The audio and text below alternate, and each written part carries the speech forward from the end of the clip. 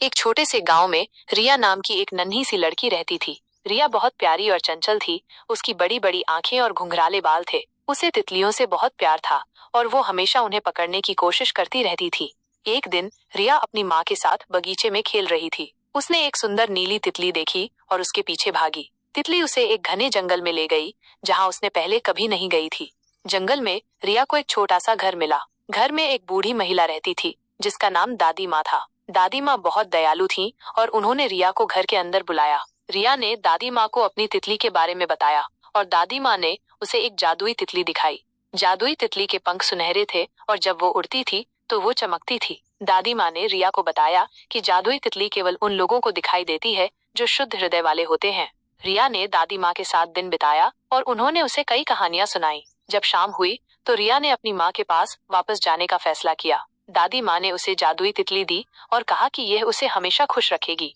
रिया घर वापस आई और उसने अपनी माँ को अपनी जादुई तितली के बारे में बताया। उसकी माँ को विश्वास नहीं हुआ, लेकिन रिया बहुत खुश थी। उस रात रिया ने अपनी जादुई तितली के साथ सपने देखे। सपने में वो तितली के साथ उड़ रही थी और वे दुनिया भर में घूम रहे थे।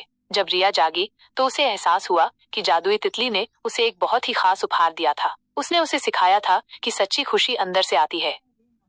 एक छोटे से गांव में पप्पू नाम का एक नन्हा सा खरगोश रहता था। पप्पू बहुत प्यारा था। उसके लंबे लंबे कान और मुलायम सफेद फर थे। उसे गाजर खाना बहुत पसंद था और वो हमेशा बगीचे में गाजर ढूंढता रहता था।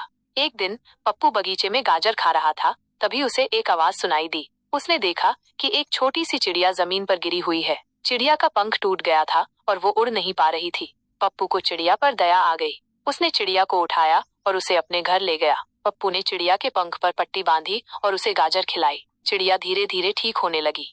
पप्पू ने चिड़िया का बहुत ध्यान रखा। वो उसे रोज गाजर खिलाता और उसे कहानियां सुनाता। चिड़िया और पप्पू अच्छे दोस्त बन गए। एक दिन चिड़िया का पंख पूरी तरह से ठीक हो गया। वो उड़ने के लिए तैयार थी। पप्पू थोड़ा उदास था, लेकिन वह जानता था कि चिड़िया को उड़ना होगा।